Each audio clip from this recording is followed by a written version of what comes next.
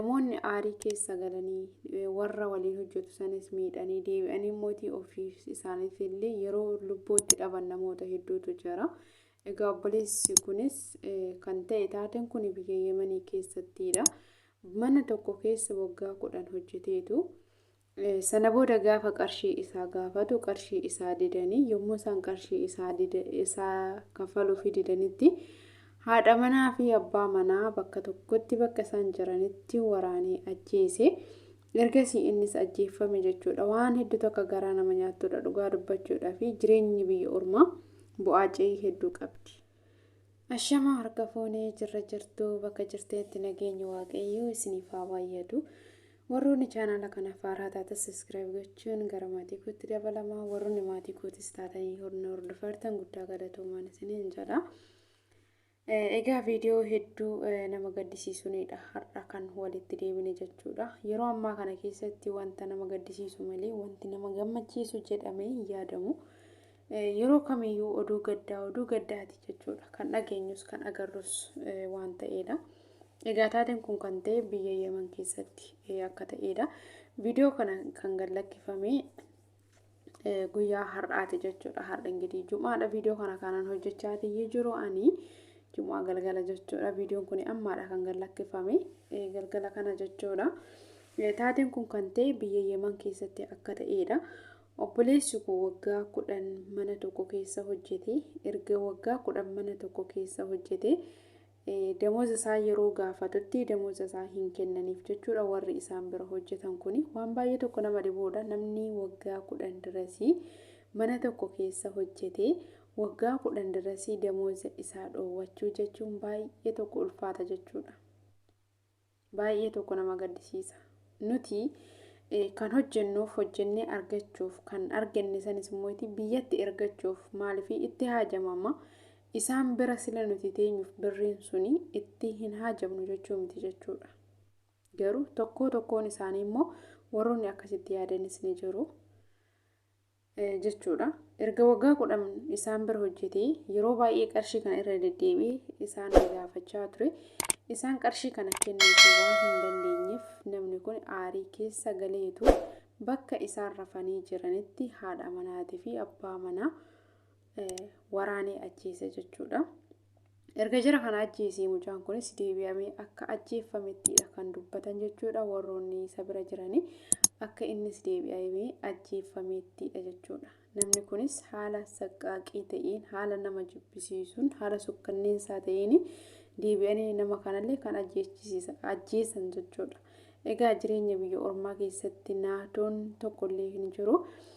Biyaansi innis hojii gaarii hojjetee osoo hin taane dafqi nama bobeessa akkamitti akka argamu nuti beeka warri jireenya biyya ormaa keessa hojjetu jechuudha.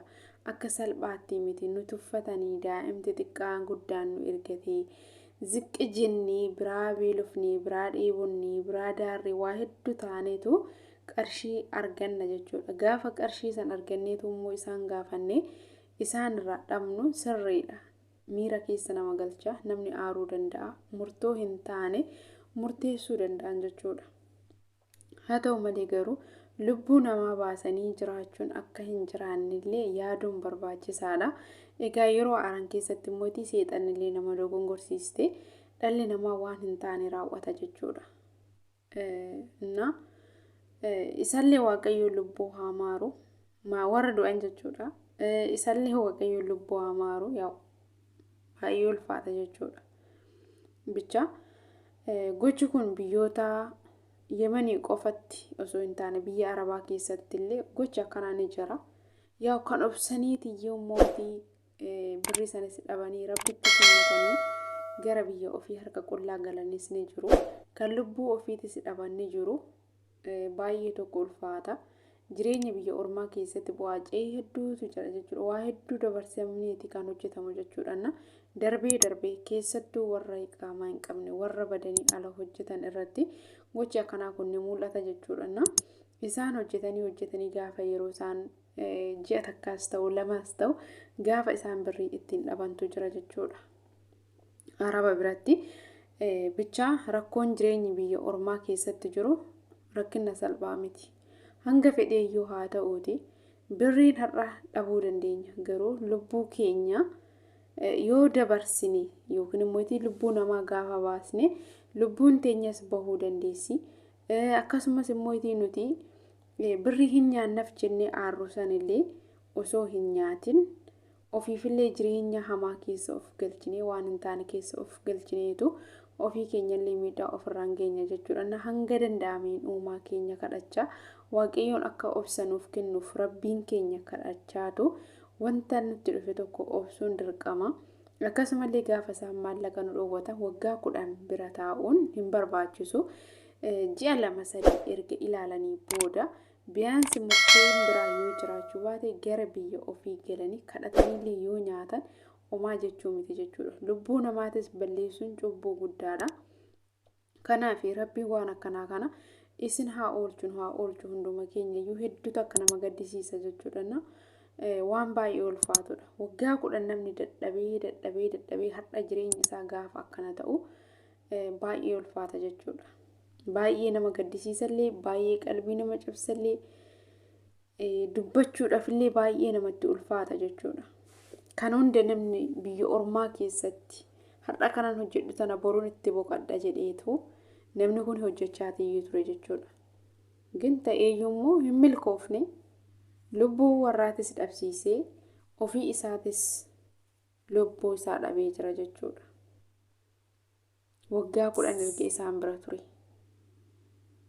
Isaan silaa namaaf yaadanii nutis kan isaan waliin jiraannu biyaansi humna keenyanii isaanis maallaqa isaaniitiin jechuudha. Haa ta'u malee garuu osoo namaaf kaffalanii namuyyuu aarii keessa hin galu ture. Yaa jarri hamtuudha. Kan rabbii isaanii sodaatu jira, kan rabbii isaanii hin sodaanne jiru.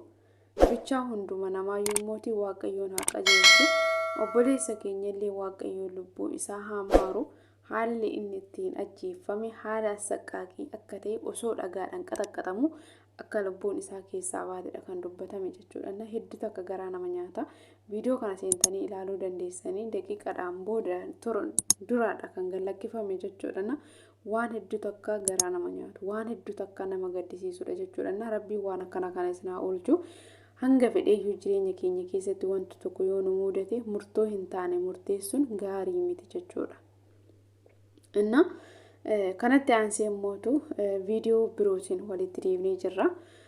Obboleettii keenya kana akkuma argitan viidiyoo ishee duraa fi viidiyoo ishee amma footoo ishee duraa fi footoo ishee amma bakka tokkotti ilaaluu dandeessanii namoonni waan garaagaraa irraa dubbachaa jiran jechuudha. Afaan isheen dubbattullee ani hin beeku.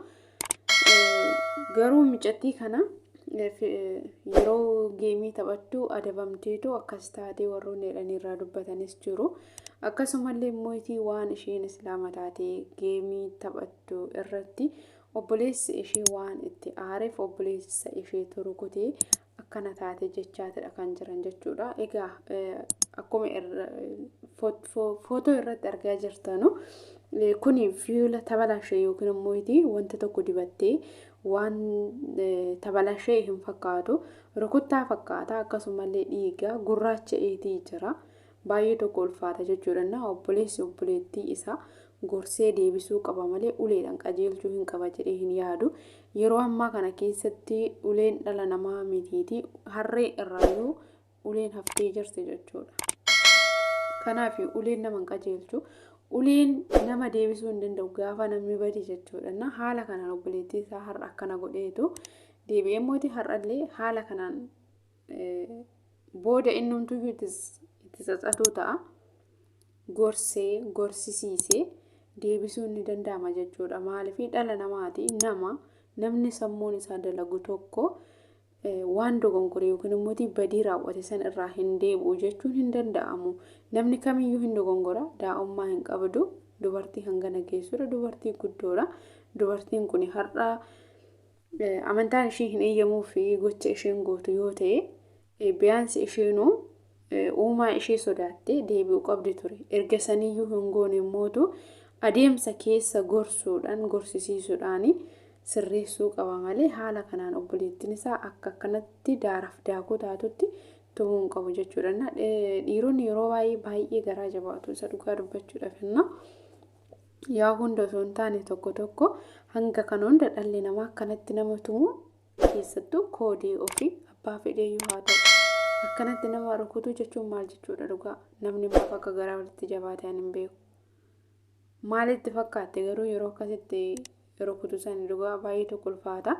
Biyyaansi ishiinis dogongora qabaachuu dandeessi. Haa ta'u garuu gorsisiisuun osoo danda'amu haala kanaan wal miidhuun hin barbaachisu jechuudha. Obboleewwan garaa tokko bahan baay'ee tokko ulfaata baay'ee tokko nama gaddisiisa jechuudha. Yaa dhalli namaa ingirii yeroo tokko bareedee immoo argamu gaafa waa tokko ta'u immoo akkana ta'a jechuudha. Baay'ee nama gaddisiisa.